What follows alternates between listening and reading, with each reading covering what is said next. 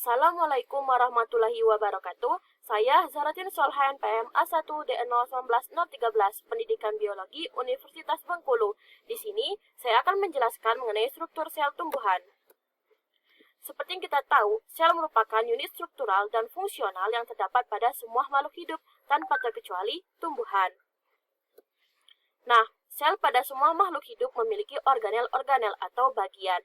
Nah, pada tumbuhan terdapat organel seperti dinding sel, plasmodemata, membran sel, nukleus, sitoplasma, retikulum endoplasma, badan Golgi, ribosom, pereksisom dan liloksisom, mitokondria, plastida, serta vakuola sentral. Nah, pada kesempatan ini saya akan menjelaskan mengenai organel-organel sel tumbuhan secara sekilas. Yang pertama ialah dinding sel. Dinding sel merupakan organel yang hanya terdapat pada tumbuhan. Organel ini tidak terdapat pada hewan. Nah, dinding sel berfungsi menjaga bentuk sel sebagai penyokong, proteksi permukaan, dan ikatan antar sel dalam jaringan tumbuhan. Nah, dinding sel inilah yang membuat tumbuhan menjadi kaku, tebal, serta keras. Nah, struktur yang kedua ialah plasmodemata. Plasmodemata merupakan saluran terbuka yang terdapat pada dinding sel tumbuhan. Nah, plasmodemata ini berfungsi untuk menghubungkan sel melalui retikulum endoplasma dengan celah. Nah, untuk strukturnya bisa dilihat pada gambar yang ditampilkan. Nah, yang berikutnya ialah membran sel. Membran sel terdapat pada semua makhluk hidup. Membran sel ini berperan penting dalam lalu lintas molekul yang keluar masuk sel. Nah, membran sel bersifat selektif permeable, artinya hanya dapat dilalui oleh zat-zat tertentu pada makhluk hidup. Nah, yang berikutnya ialah organel terpenting dari sel, yaitu inti sel atau nukleus. Nah, nukleus ini merupakan struktur yang berbentuk bulat, lonjong, atau cawan berlekuk. Nah, pada tumbuhan, inti sel terletak di pinggir karena terdesak oleh vakuola. Nah, bagian berikutnya ialah sitoplasma. Dari kata-katanya, kita sudah tahu bahwa sitoplasma berarti cairan. Sitoplasma merupakan cairan dalam sel yang berwarna kuning bening yang dibungkus oleh membran. Nah, sitoplasma ini berfungsi sebagai tempat berlangsungnya reaksi metabolisme pada sel, karena pada sitoplasma terdapat banyak organel-organel sel.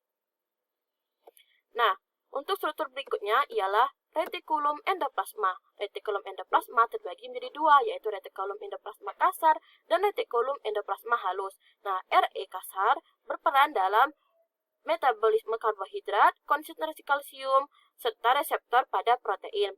Nah, sementara itu RE halus berperan dalam sintesis protein. Nah, kemudian organel yang berikutnya ialah badan Golgi. Nah, badan Golgi ini berisi enzim yang memodifikasi dan memotori protein, lipid, karbohidrat, serta membentuk lisosom. Nah, badan Golgi ini merupakan organel terbesar pada sitoplasma. Nah, yang berikutnya ialah pereksisom dan liloksisom. Nah, organel ini berbentuk kantong dan agak bulat. Nah, organel ini juga terdiri atas kristal-kristal. Nah, pereksisom dan liloksisom bersinergi dalam membantu metabolisme pada sel. Struktur berikutnya ialah mitokondria.